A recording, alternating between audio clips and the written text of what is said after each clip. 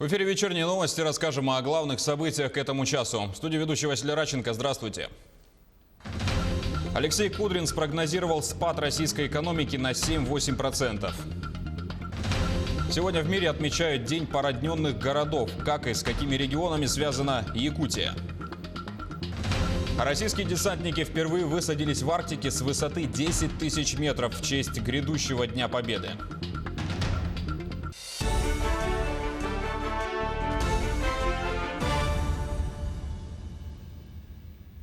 В Якутии за минувшие сутки зафиксировано 7 новых случаев заболевания коронавирусом. 4 случая – это медики из офтальмологической больницы. Сейчас идет отработка их контактов.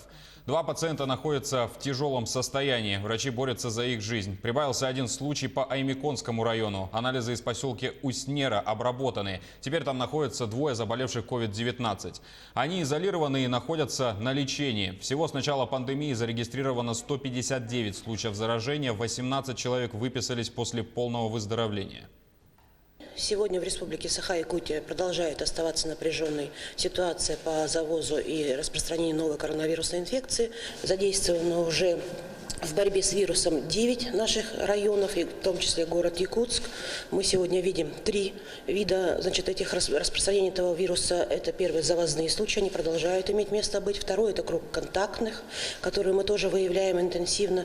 И третий, самый опасный, на наш взгляд, это то, что сегодня мы уже видим хаотичное распространение вируса по республике. У нас есть лица, которые не могут определиться своим противоэпидемическим анамнезом. Как, например, вчера показал случай в Хангаласском районе, где у нас житель никуда не выезжал, ни с кем не контактировал. Первый летальный исход после заражения коронавирусной инфекцией зарегистрирован в Якутии. Скончалась 65-летняя пациентка. Женщина поступила в больницу уже на поздней стадии и в тяжелом состоянии, которые осложнили возраст и многочисленные сопутствующие хронические заболевания. С 15 апреля пациентка находилась на аппарате искусственной вентиляции легких. Наши врачи делали все, что могли, боролись за ее жизнь, но, к несчастью, здесь как раз был тот перечень заболеваний, который дает осложнения при новой коронавирусной инфекции. Это хроническая обструктивная болезнь легких, бронхиальная астма и единственная почка. Поэтому я призываю, наверное, всех жителей еще раз неоднократно подумать о здоровье своих родных и близких. Если для молодых это вирус практически протекает бессимптомно, у нас такие ситуации есть, мы видим такие случаи. Дети у нас носят бессимптомный характер и являются переносчиками. То, конечно, для возрастных наших пациентов это очень тяжелое испытание, тяжелое течение заболеваний, к сожалению, которые приводят вот к таким летальным случаям. К другим новостям. Алексей Кудрин спрогнозировал восстановление российской экономики после спада на 7-8%. Самое сложное – пережить пик, считает глава Счетной палаты страны. Он отметил, что экономика России будет работать нормально. Имеется в виду, после кризиса или пика кризиса она восстановится. В этом смысле самое сложное – это пережить тот самый пик. Он необычный, более глубокий, чем в любом кризисе. Даже сейчас целый ряд отраслей потеряли уже 100 или 90% своих потребителей, спроса на свою продукцию или услуги. Стоит ожидать падения от 6 до 8% ВВП. Больше всего от кризиса пострадали авиаперевозки, такси, рестораны, сфера услуг.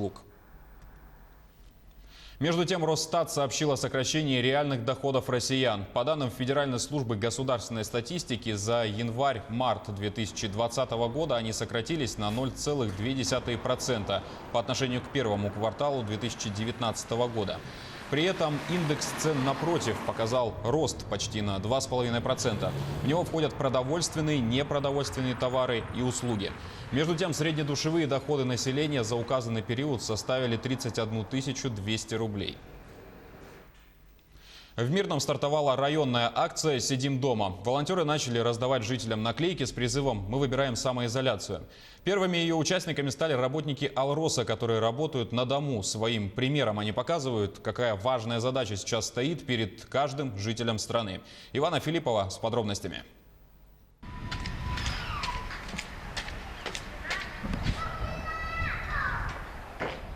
В В руках дезинфицирующее средство и наклейка с призывом «Мы выбираем самоизоляцию». Такие раздают тем, кто решил принять участие в акции «Сидим дома». Первыми ее поддержали работники «Алроса», недавно вернувшиеся из других регионов. Наталья Барбасоева на днях вернулась из отпуска. Своим примером хочет показать. Сегодня самое главное – соблюдать самоизоляцию и отнестись к ней не как к наказанию, а как к мере, которая поможет уберечь многих от пандемии коронавируса. Как проходит самоизоляция у вас? Соблюдаем, никуда не ходим, сидим дома. Берегите себя и своих близких. Здоровья. Соблюдайте, да. В Мирнинском районе на самоизоляции находится около 700 человек. Из них половина в Мирном. Андрей Кулагин недавно вернулся из Новосибирска. Зная о правилах «за порог пока не ногой», находится дома со всей семьей, к чему призывает и всех остальных жителей. Должна быть самодисциплина. Если мы каждый будем, допустим, каждый о себе будет вот так вот думать, не только о себе, надо же и о людях думать. Нельзя быть эгоистами, только о себе думать. Вот тогда у нас и все пройдет. Поэтому здесь-то все зависит от нас, от людей. А от кого еще это зависит? Поэтому мы вот выбираем самоизоляцию, и здесь постыдного ничего здесь нету. Присоединиться к акции могут жители Мирного, Айхала и Удачного. Для этого нужно обратиться в колл-центр волонтерского корпуса «Алроса» и оставить заявку. Подобную наклейку доставят вам на дом. Также волонтеры готовы по заявкам, например, вынести мусор, доставить продукты или лекарства. Здесь я хочу отметить, что мы принимаем заявки от всех, кто находится и на больничных листах, от жителей более старшего поколения, от 60 лет, и от людей, которые ответственно соблюдают режим самоизоляции. К нам можно обратиться по номерам телефонов, это в единый колл-центр 8 800 250 53 30 и штаб районного движения волонтерский, это 20 970. Сегодня, чтобы не усугубить ситуацию с пандемией, не нужно быть героем. Достаточно просто понять. Сейчас общий успех борьбы с коронавирусом в руках каждого. Для этого просто оставайтесь дома. Иванна Филиппова, Денис Сиротин, телеканал «Алмазный край».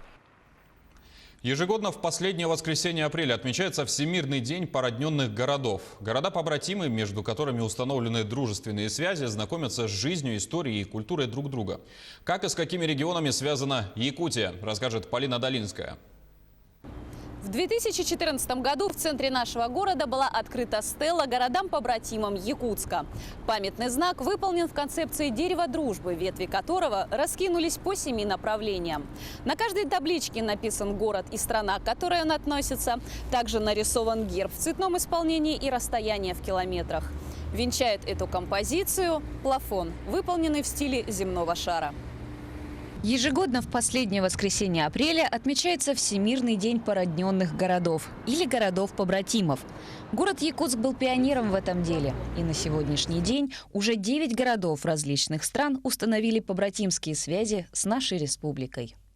6 лет назад Якутск и город-герой Севастополь заключили соглашение о торгово-экономическом, социальном, научно-техническом и культурном сотрудничестве. Тем самым закрепились исторические связи и многолетние дружеские отношения. За эти годы определены точные данные захоронения воинов Якутского пехотного полка на Братском кладбище Севастополя.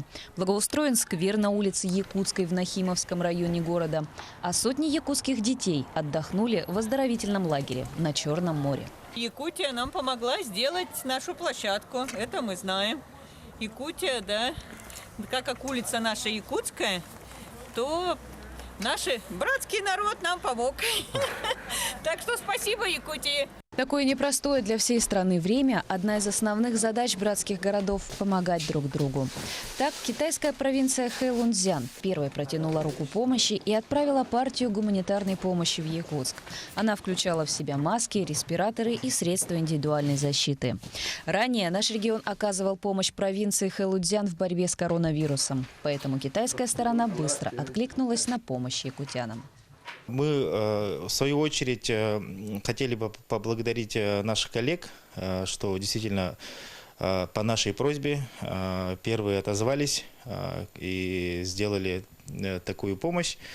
Я могу отметить то, что Республика Саха-Якутия – один из первых регионов Российской Федерации, который получил гуманитарную помощь именно от регионов Китайской Народной Республики.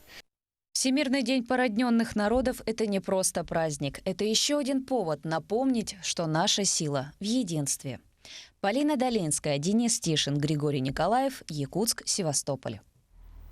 Несмотря на то, что в стране перенесены мероприятия, посвященные Параду Победы, якутяне чтут и вносят свою лепту в увековечение памяти о Великой Отечественной войне. «Наше дело правое, мы победили». Именно так названа фотовыставка нашего земляка, известного фотожурналиста Владимира Доброхотова. Эта экспозиция, посвященная Парадам Победы разных лет, содержит порядка 400 фотографий, уникальных, сделанных не только в Якутии, но и с Красной площади.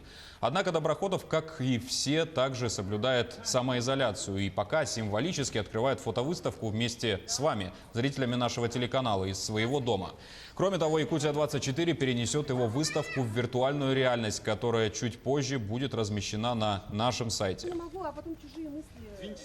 Вот это я сделал, просто я не имел права это не сделать. И вот, если вы покажете, то это будет очень уникально.